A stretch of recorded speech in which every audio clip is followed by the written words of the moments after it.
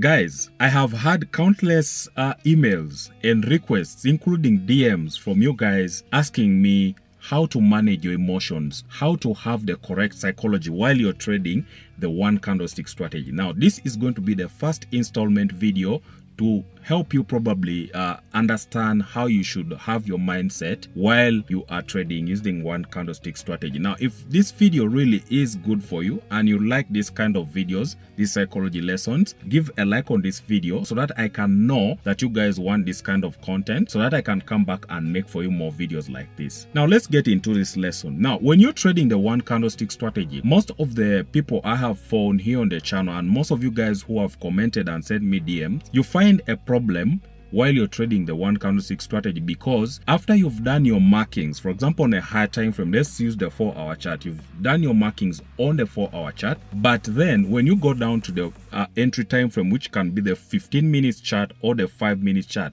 you find it difficult to find an entry there because you think the market is continuing in one direction and then you see there's some sort of a reversal and then you get confused. Now, you should have this mindset while you're trading the one candlestick strategy, and you should follow exactly these steps so that you don't mess up. Okay, what I want you to do is, after you have done your markings on a higher time frame, let's say the 4-hour chart, come down to your entry time frame and look for only 2 confirmations, 2 to 3 confirmations maximum. Look for a bullish engulfing or bearish engulfing within the tradable zone or just near the tradable zone, or look for a 50% Fibonacci level or the golden zone of Fibonacci. You can also look for the Heikin-Ashi entries, like on a bullish candles, 3 consecutive bullish Heikin-Ashi candles or bearish Heikin-Ashi candles for you to get your entries. Once you've gotten that confirmation, what I want you to do is, I want you to block out all of these thoughts that keep on coming in your mind telling you, go and check what the daily is saying, go and check what the weekly is saying. Don't listen to that kind of thinking. If you are trading the one candlestick strategy for a day trade, for example, when you're going to do your entries on a 4-hour, on a 15 minutes chart, and you're basing your higher time frame on the 4-hour chart, don't look at what the daily time frame is saying. Only consider the 4-hour chart as your higher time frame. Don't go to the daily, because if you go to the daily, you might find that the daily time frame has a bullish candle which is very small and the 4-hour candle is bearish, while the 4-hour chart actually is moving down, but the bullish daily candle is going to confuse you to make you think that, okay, I should consider the daily candle and not the 4-hour candle. So that kind of confusion is what sometimes causes the traders, including myself, to start doubting the setup. So when you're making your entries, for example, if you've done your markings on a 4-hour chart, go to the 15 minutes chart and look for only 2 to 3 confirmations and place your trade. Now, when you place your trade, the next thing that I see traders struggling with is this. After placing your trade, you don't know where to put your stop loss and you take profit. This causes you to start thinking about when to get out of a trade, how long to hold a trade. But if you know precisely where you want to get out of the trade and where your stop loss is and you take profit, it will be easier for you to manage the trade. Now, what I recommend is that you use structural levels like a most recent low or most recent high to determine your take profit or your stop loss. Okay, then when the market starts to move in your direction, don't be quick to take the profit. Okay, don't be so quick to take profit. Make sure you look at the general trend. If your trade is moving in the direction of the general trend of the 4-hour chart which you marked, then there is no need for you to come in and start tweaking that trade or closing that trade too early. Leave it to run if it is going in the same direction as the 4-hour trend. Okay, then you will just be trailing your stop loss until you've maximized your profit. Sometimes you may trail your stop loss to like a 1-to-1 and then you're taken out of the market. That's okay. You can look for another entry, but it is very bad for you to close your trade very early while there is potential for that trade to actually move into more profit. What I want you to know or put in your mind is that this strategy here is not 100% accurate. Okay, this strategy, based on my own trading, it has about 60, sometimes 70% win rate.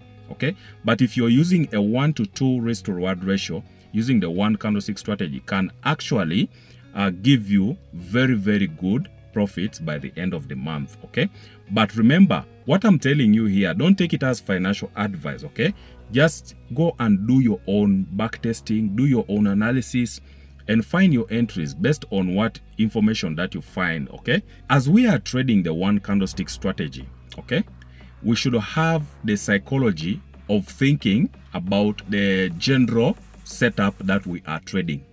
I have shown you the one candlestick strategy for a reversal trade. I've shown you the one candlestick strategy for a continuation trade.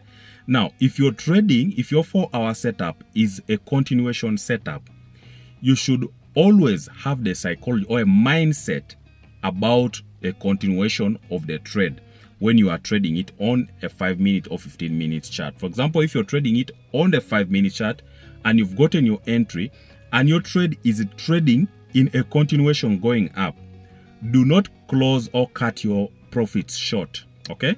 Leave the trade to continue moving in the direction of the continuation that you are looking at on the 4-hour chart, right? If you're trading a reversal is more tricky because a reversal can just be a fake out. So when you're trading a reversal, make sure on a 5-minute chart you are locking in profits, because sometimes the reversals are fake outs. So you should have that mindset while you are trading. Are you trading a reversal setup or are you trading a continuation setup? Once you have that in your mind, trade using that mindset on a 5-minute chart or on a 15-minute chart. Is it a continuation? If it's a continuation, then the trade has an opportunity to continue moving in that same direction for a longer period of time. So you'll have an opportunity to trail your stops even more. But when you're trading a reversal, sometimes the reversals are fake outs in the market. So it can just produce a wick on a 4-hour chart and then it reverses and that continues going in the direction it was going before.